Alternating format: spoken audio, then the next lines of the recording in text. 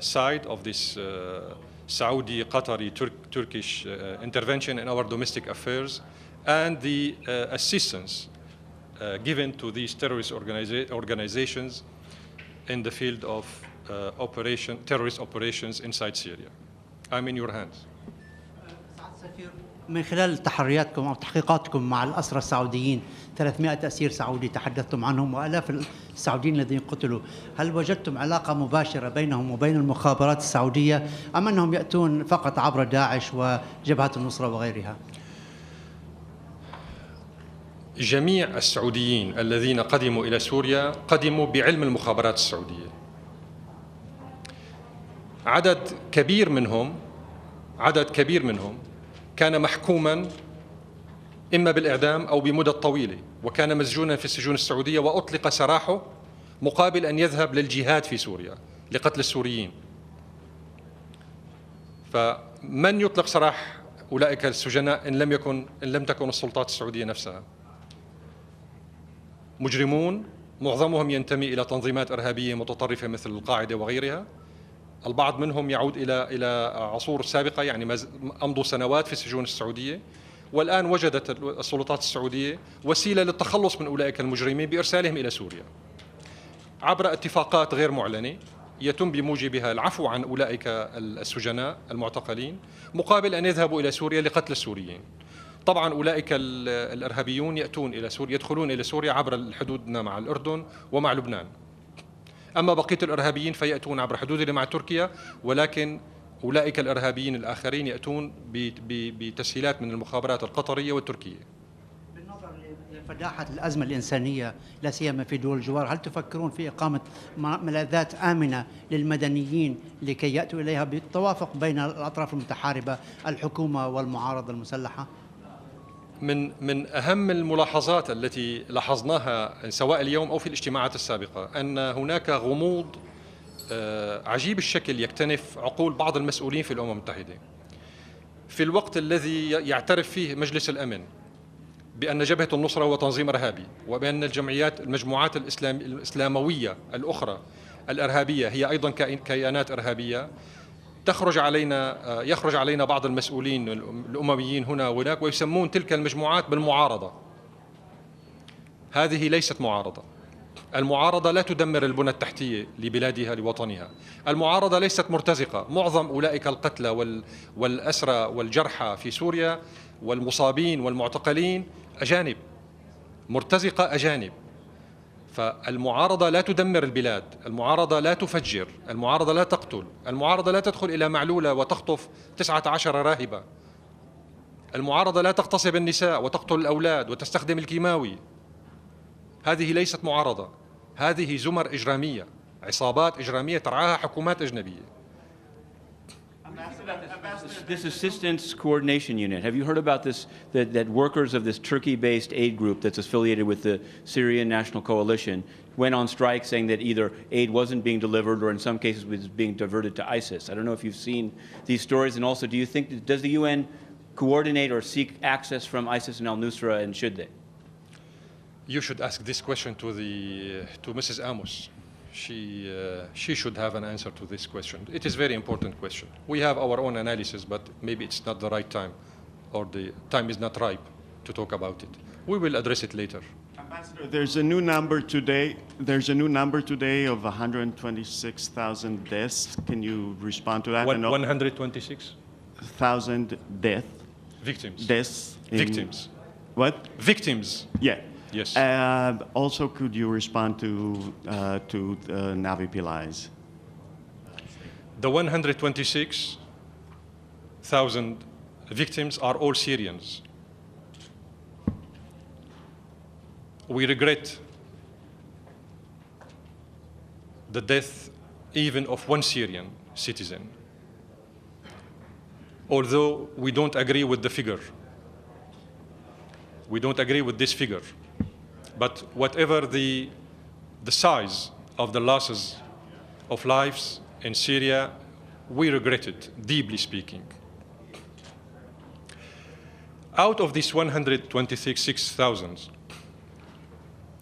could you tell me how many soldiers are What is the percentage of soldiers among this figure? Could you tell me how many policemen? I'm sure you can. Could you tell me how many women, how many people died due to suicide bombings, due to booby cars bombed? Could you tell me how many out of this figure were kidnapped and raped and then slaughtered on behalf of Allah? So whatever the figure is, you will have to take into consideration that here you are talking about Syrian victims. All of them are Syrians. Many of them were killed by the terrorist groups and the armed groups operating in Syria under the instigation of foreign powers. Many of them. Your own number? We do have our own number. It's much less than this figure.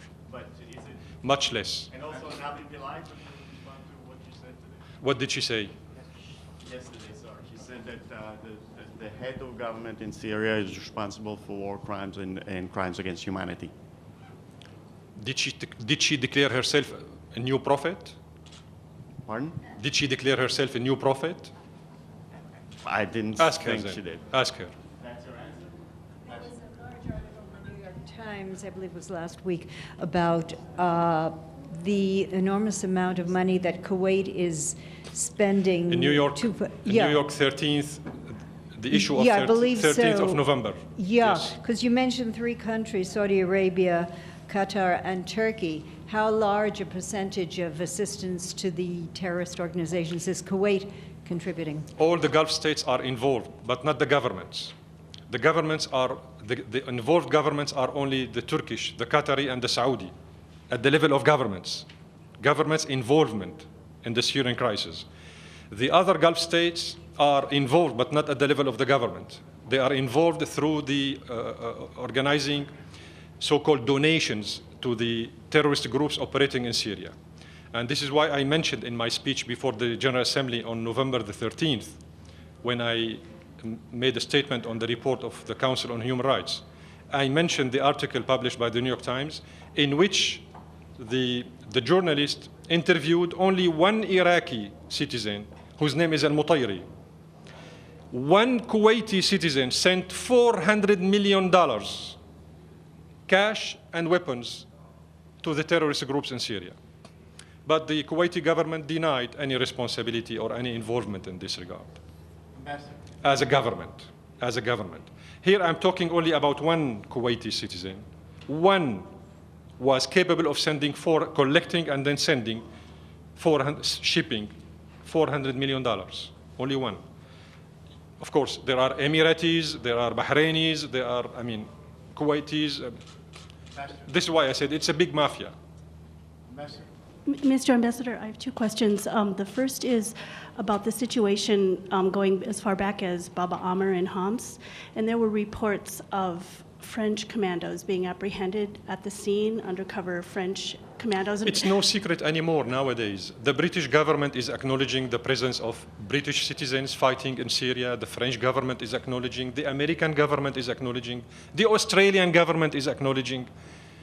You know what? It seems that all these governments, so-called democratic governments, would like to get rid of these terrorists from their countries by sending them to Syria to kill the Syrians and be killed by the Syrians so that they will not get back. These Western governments promoted terrorism inside their own countries. And then once they open their eyes that something is wrong and terrorism will, one day be operational in the Western societies, they decided to get rid of them by sending them to Syria. But they opened their eyes out of a sudden when some of these terrorists managed to get back to their countries. London, Paris, Brussels, Canberra, Boston, whatever. So the governments realized that something was wrong in their calculations with regard to sending these guys so that none of them will get back. But the fact that some of them got back cornered these governments and obliged them to take the necessary measures on how to deal with these terrorists. Because once they will get back, they know nothing but killing. My second question was the situation in Malula, and there was a nun that had done an investigation and created a lot of stir because she had said that it was outside terrorists who had done the August 21st poison attack, and now there's been nuns that have been kidnapped and taken by jihadists. 19 sisters were kidnapped this morning Is there a by the connection? terrorists. And sorry? Is there a connection, or is this retaliation for No, there's these are terrorist groups instructed from outside to target Christians in Syria. The same way they targeted the Christians in Iraq. The same way they targeted Christians in Lebanon. There is a diabolic plan to evacuate Christians from our area so that the proper atmosphere would be there for a Muslim-Muslim eternal war between Sunni and Shi'i. Those who are managing this crisis, they know what they are doing. They know what they are doing. We failed the plan of evacuating the Christians from Lebanon 20 years ago.